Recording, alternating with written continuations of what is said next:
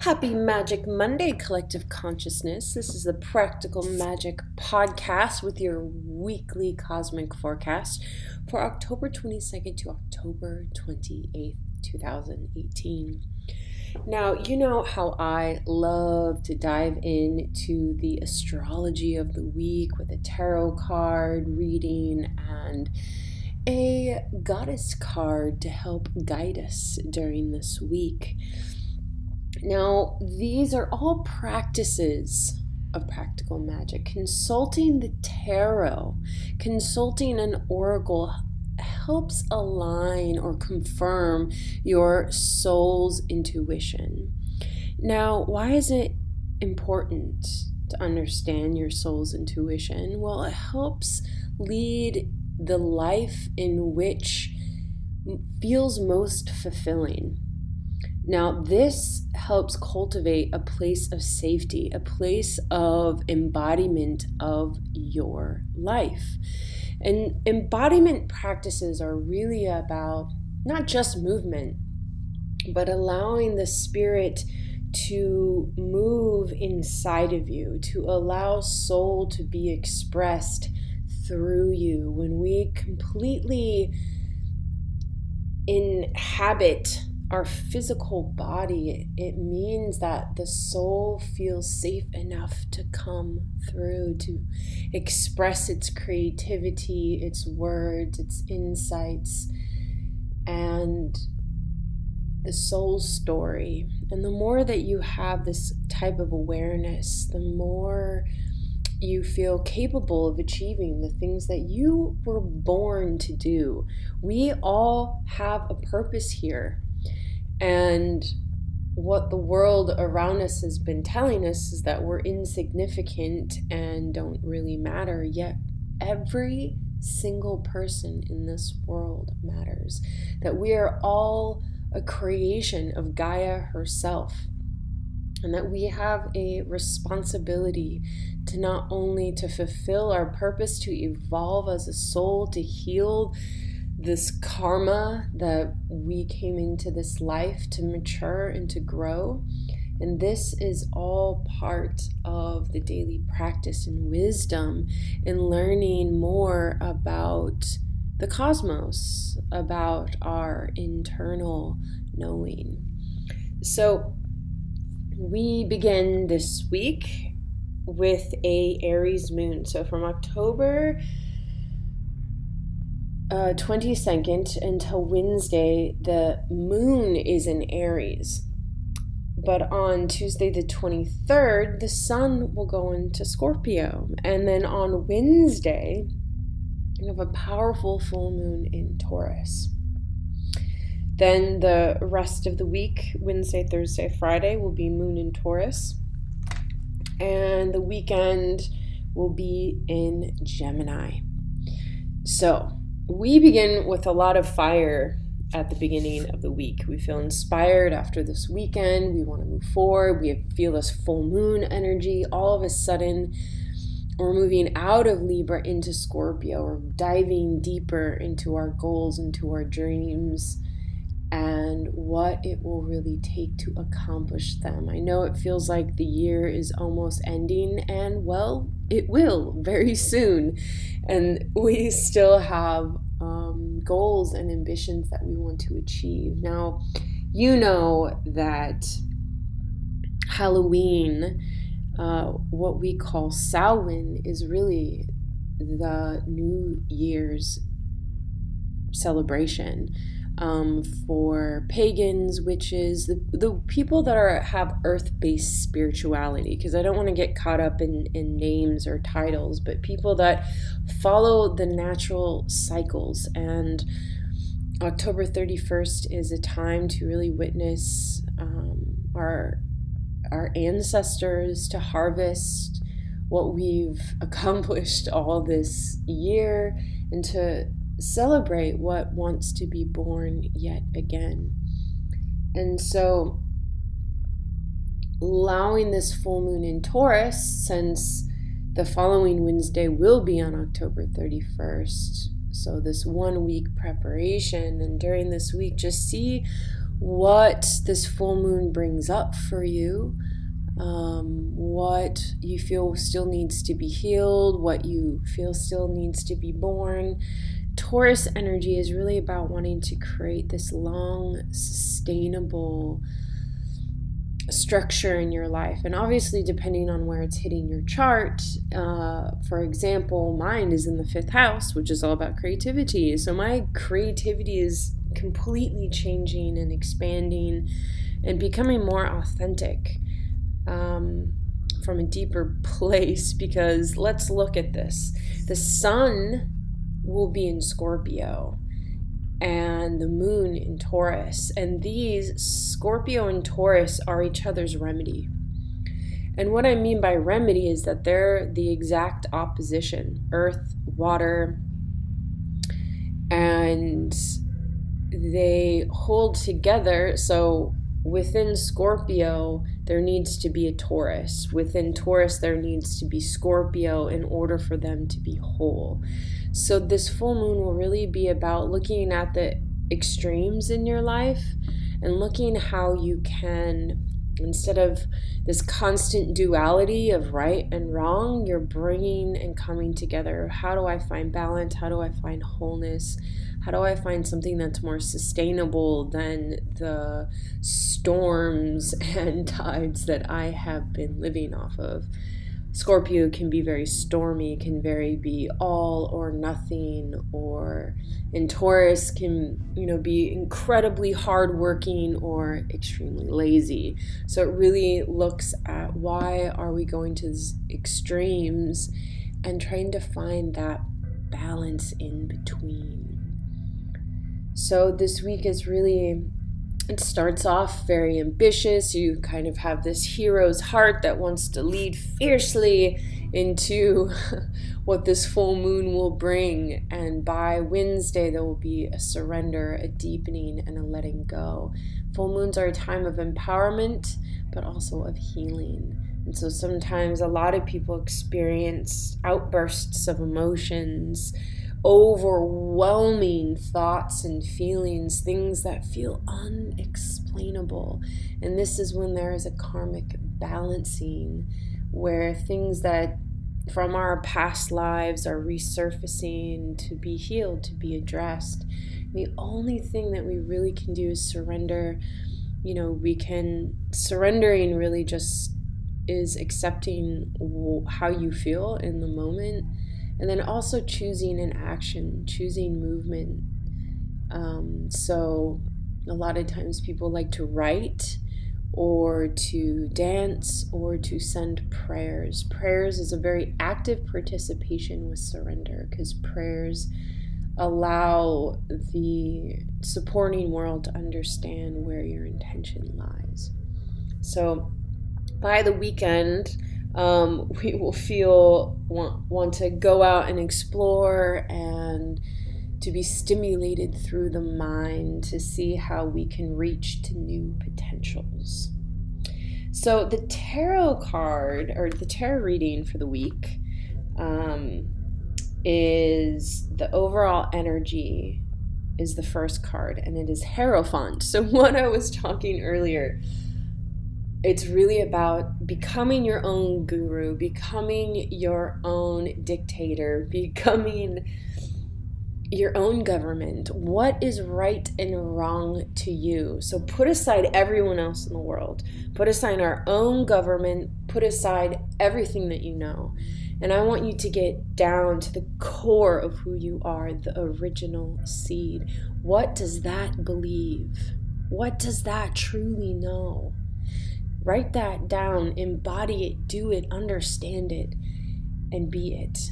Because when we live by our own inner compass, by our own inner truth, then we start the revolution. We start a society that the individuals are capable of healing themselves. Individuals are capable of creating their own sustainable systems and not relying on one big system that's trying to make it fit for a bunch of original seeds, a bunch of people that work differently, that relate differently, that communicate differently? How could we all be governed by one or a bunch of laws, that these laws were made for man instead of the cosmic and natural universe that we truly belong to? So if you want to know more about universal law or the laws of nature, look up spiritual ecology, or look up, the galactic center. Astrology also has a really natural sense of understanding the archetypes of the planets, and how to embody that in your life is also an empowerment tool. So the conflict of the week is reverse 10 of Cups. Well, okay, it's not totally reverse. It's tilted to the right. And 10 of Cups is about coming together in union with people, community, tribe, and you feel like you're kind of forcing yourself to be social. Scorpio is really deep and really wants intimate, truthful, soul-shaking conversations. And since Venus is in retrograde in Scorpio, it's very deep. We don't really want this superficial thing that we probably could do or was doing before, but now it just seems irrelevant and immature. So we're kind of forcing ourselves to try and open up to people in groups, and this is causing a tension of what you really want, because what you really want is intimacy with yourself mostly. So during that full moon, sometimes it feels really good to gather with people, or sometimes it's just too triggering and you need to just be at home in your own inner sanctuary. Because by the end of the week, we have 5 of Cups, which is tilted to the right. And 5 of Cups is really about letting go of disappointments in love. Now, Venus in retrograde has all been about the disappointments in love and how we can heal them. But first, we're kind of still at that point of what they are. How is it that people are disappointing you? Are these disappointments first coming from your perspective? Are they actually real? Have you created them? Or have you created a world where people rely on you and you can't rely on anyone else? So what is your truth during this Venus retrograde? And it's really, the card is tilted to the right, so it's kind of forcing yourself to let go of the disappointments to kind of move on and move forward. I mean, you could stay there, you could stay stuck being mad at the world, being mad at the relationships, being mad at yourself, or you could see, okay, I'm disappointed, I've had broken hearts before, I'm in pain, I'm suffering. Wonderful, beautiful, acknowledge that, accept that, and see what you can do with it. See how you could be with it. Perhaps there is a poem that is burning inside of you, or maybe there's a conversation that needs to be had in order to move on in a relationship. It's time to let go of the disappointments and move on, because who wants to stay there in the land of disappointments? Now remember, we're still in this Venus retrograde cycle to at least middle of November, but she really doesn't get out of her shadow period till December. So we need to be patient, we need to be wise, we need to be kind to yourself and kind to others. Now the goddess that will guide us this week is Sedina. She is infinite supply. You are supplied for today and all your tomorrows.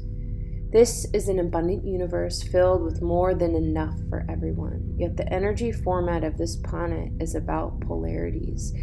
In this instance, it's about giving and receiving. The key is to balance the two. If you only give, you'll feel drained, resentful, and experience a lack. If you only receive, you won't enjoy what you have. Balance comes from fearlessly giving as you're guided, and then receiving with joy and gratitude.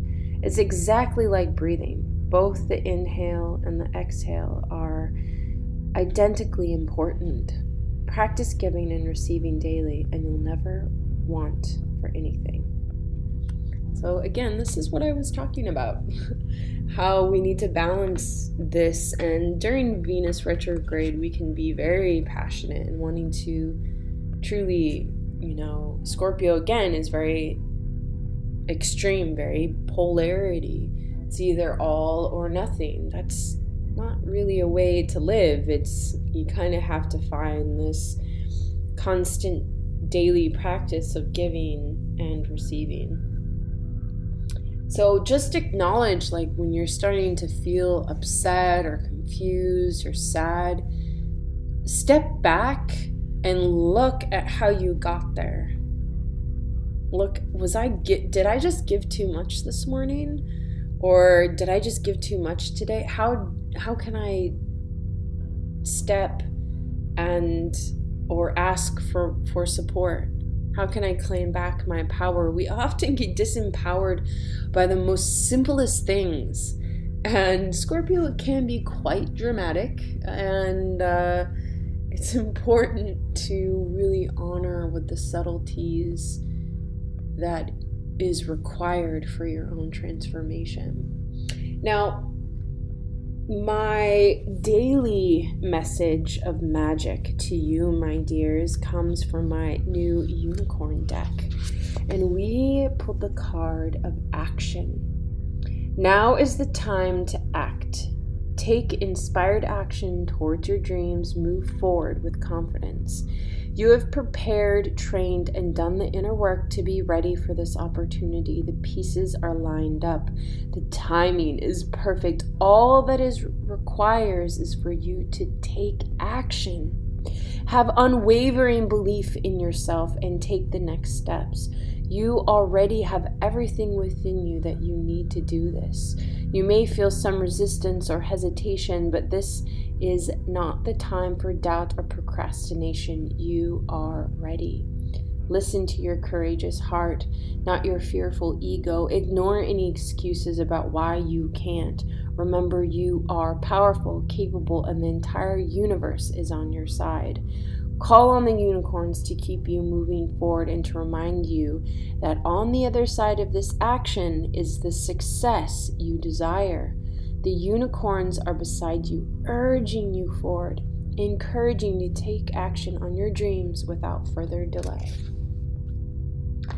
And I also want to remind us that we had a powerful new moon in Taurus eclipsed on May 15th, and that's also when Uranus went into Taurus. So there was like big changes that happened during that new moon, or again, subtle inner changes that have been slowly transforming you daily. And so start to think back around May 15th. What were the things that you were trying to create? What fell away? What did you have to surrender to? And this full moon in Taurus will have some sort of completion to whatever that was happening in May. So take a journal, take time to reflect this Wednesday on how far you've come, what you have accomplished. Give thanks for whatever has arrived, no matter what it looks like, and take action this week. There are a lot of unknown steps that are required for stepping in to the soul's desire. And that, my dear friends and cosmic beings, is trust. And by just actively participating with it. So listen to the impulses, follow the teacher within you, become your own guru this week, and live the life that you desire. So, if you need help or support on your transformational journey, dear ones, I am here. So contact me at innerdoorways@gmail.com or learn more about my work at www.inner-doorways.com. And until then, be brave, dear hearts. Blessed, blessed, blessed be.